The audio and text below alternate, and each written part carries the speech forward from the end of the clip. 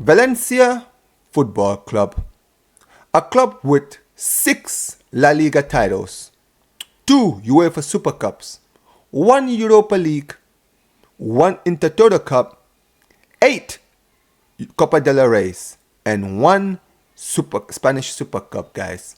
Valencia Football Club is one of the biggest Spanish clubs of all time. And this club now have gone from being in back-to-back Champions League finals in the beginning of this new century to now potentially about to get relegated.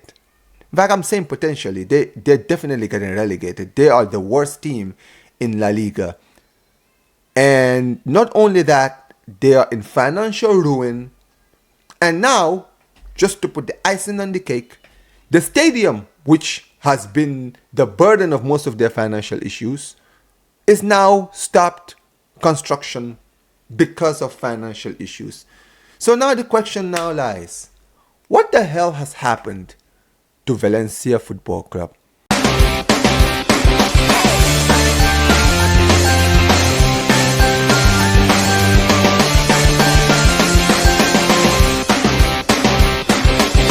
What is going on, everybody? Welcome back to the channel, guys. Welcome back to Omar BYT, ladies and gentlemen.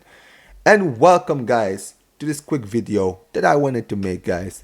This is a video I've had in my mind for a while now. Now, Valencia Football Club is a club, like I mentioned, that have a lot of history, right? A lot of great players, guys like David Silva, guys like David Villa, guys like Dani Parejo, guys like Jose Gaya, Pablo Aima, Mendieta. What's the goalkeeper's? I always forget the goalkeeper's name, the Spanish goalkeeper. They had so many great players at this club. This club, when I was getting into football, were Champions League regulars. A team that won La Liga back in 2004. A team that reached 2 Champions League finals in the year 2000 and in the year of 2001. And they had great teams. They were basically what Atletico is now in the 2000s. The difference is they were actually more competitive than Atletico in the league. And they actually made the league at some point, at some time in the early 2000s, a 3-team league, not a 2-team league. But what has happened to this club? And we really need to analyze this, guys, because in the 2010s, this club just fell off a cliff. They went from being a team that was regularly in a top 4 race to now they're fighting for relegation. They are struggling. They've basically been going through so much. And yeah, at the end of the day, this club, which was a once great club and a club that I actually respected before the whole. Now, obviously, I respect the club. Don't respect the fans. But I respect the club. And it is a big club with a lot of history. But where would we start pinning down where their problems started? I'm probably going to go out and say this for many of you guys who don't know about the in and outs at Valencia. Valencia Football Club in 2014 were bought by the Lim family. Now, the Lim family is actually a family that Peter Lim, who's the head of the family, actually has a lot of stakes from a lot of clubs. I think he has a major stake in Salford City, which is the class of 92's team. He also has like hotels that he owns. One of them, funny enough, is actually near Old Trafford, right? So he has a lot of sports projects and sports investments. He took over the club in 2014, becoming a majority shareholder of the club, right? And during this time, Valencia were actually regulars in the Champions League. They were a team, they were doing well in the Champions League, not necessarily in the best places, but they were always guaranteed to be in the top 4 and be in the Champions League. And for a while, it actually worked out. They were doing well, in the beginning, but things started to really change around 2 years later, right? When basically the club started going through multiple managers. They sacked a lot of good managers, hired a lot of dreadful managers, specifically in 2016 when they hired in Gary Neville. that was a peak time for Valencia. Valencia had a poor season that season. They didn't even finish top 4. I don't think they even finished in Europe that season. And Gary Neville was hired as a manager, a guy who never managed a day in his life. But like I mentioned, he was a majority stockholder at Stafford City, so he was friends with the guys like Scholes and Neville. So he ended up hiring Neville, which was a completely disastrous decision and almost actually got them into a relegation fight, funny enough. And we've never seen Gary Neville manage after that whole situation. But I would say that Gary Neville appointment kind of peaked when they got beaten 7-0 by Barcelona, when Messi and Suarez scored the legendary Cruyff goal. But yeah, at the end of the day, they were poor. They didn't make a lot of investments in the transfer window. Everything was going well. And behind the scenes, they were actually having financial issues, right?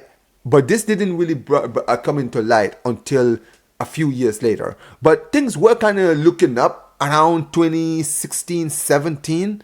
Oh no, actually 2017-18 is when things started actually showing some signs. They went out in the transfer window. They actually invested well. They went in and they brought on players like Guedes, guys like Simone Zaza, even guys like Nani, who they signed, who was actually unfortunately a bust.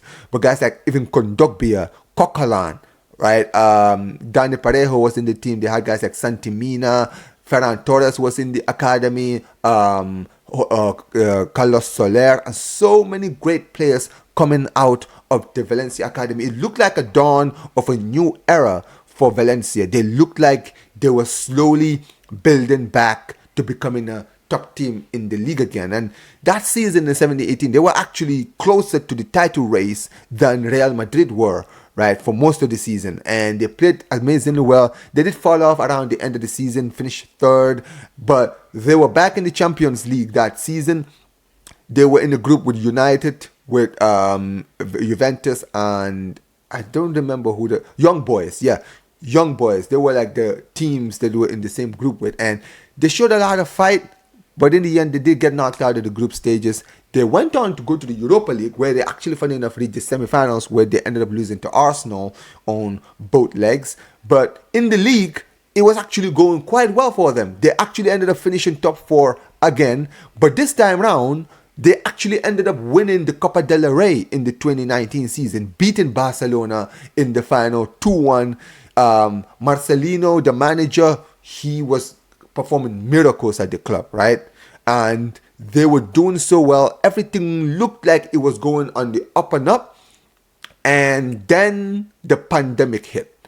And that is basically when things started going completely off a cliff, right? In the summer of 2020, they ended up basically getting rid of most of their players. And we're not just talking about just any players. No, they got rid of like the core of the team. Just got rid of them like for free. Like guys like Parejo, who was like their best player for so many seasons, one of their best players, one of the most underrated players in the league, right? They just didn't offer him a contract. They just let him go for free to Villarreal. Now, granted, this is like I mentioned, this was during a time when they actually were having financial issues, which is why they couldn't really offer these guys the contract, right, and everything else. And the terrible, basically, investments that the club was making, like the Peter Lim was making, also with the obsession that they had with trying to rebuild and build the new Mestalla Stadium, which was taking most of their finances. As a result, in 2020, when the pandemic hit, they had to cut a lot of their losses. They got rid of players, like I mentioned, like Parejo. Ferran Torres left for City. Carlos Soler, I think, stuck around for like a season, or I think he did move to PSG. Kondogbia, he also left that season. Coquelin left as well. So many of their core players were just gone, just like that. Like all their best players, just poof, just like that. All of them just were gone.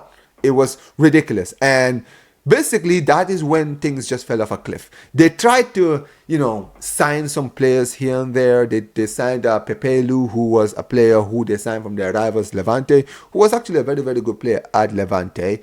They signed him, they've tried to do the, buy young players and everything. It's never worked out. And the club kept on languishing and languishing and languishing into mediocrity until the season of 24-25, which is this season, which now I feel like the chicken have finally come home to roost. And it's looking like now that this once great club, a club that was once a top club in La Liga, one of the biggest clubs, one of the most successful clubs without a doubt, are now about to join teams like Deportivo in leaving the league. And honestly, guys, who knows what's going to happen to them.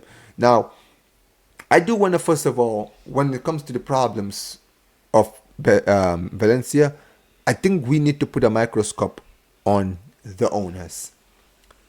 Peter Lim, this man has single-handedly ruined this club. Like I mentioned, he made a lot of terrible investments, right? His lack of self-awareness in the transfer window, he puts the bare minimum to getting good sporting directors or go out and actually sign players, right? He wasn't trying to buy players on high wages. He was trying to give the bare minimum to players and everything else. And as a result, this is why in 2020, like I mentioned, a lot of the players left. It was absolutely ridiculous. And yeah, the Valencia fans have never liked the Lim family.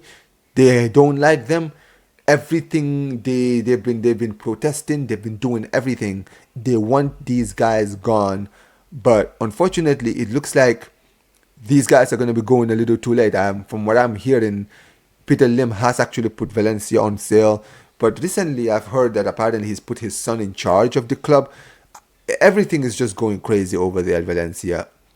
And now you see with everything that's happening with the controversies that is happening at their club, like last season with the Vinicius situation, things like that don't help them, right? But at the end of the day, this is a big club and they've basically just been ruined. And now all of that investment that they were putting in the new Mestalla is basically just gone to waste because the stadium is nowhere near ready. Absolutely not. And as a result of all the financial issues they're having, they've stopped construction. So this club is about to get relegated.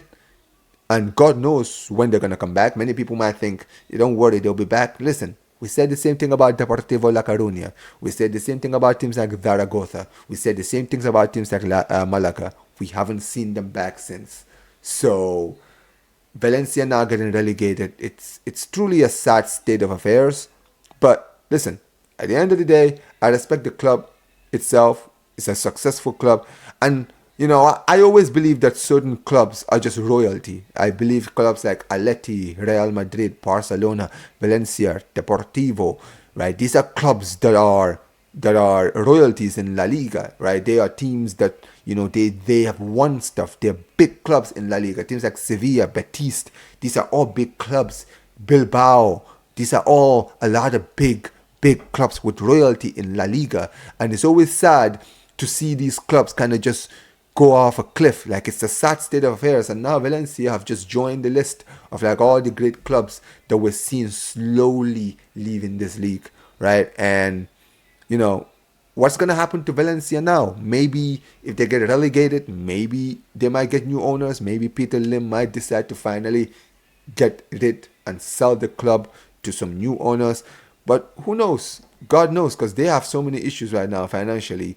It could take them a while before they actually come back to their best. We might not see them get back to their best for the next decade. But yeah, as far as Valencia is concerned, it's really GG's for them, it's looking like. But yeah, guys, tell me what you guys think in the comment section. Tell me what you guys think of this new concept I'm doing now. I'm going to be doing this for a lot of like channels and all that, guys. For a lot of teams and all that. So tell me what you guys think in the comment section. Make sure you guys like the video. Subscribe to the channel. Turn on notifications. And like I always say whenever we end these streams, Visca el Barça. Visca el Catalunya. And peace, you guys. Take care.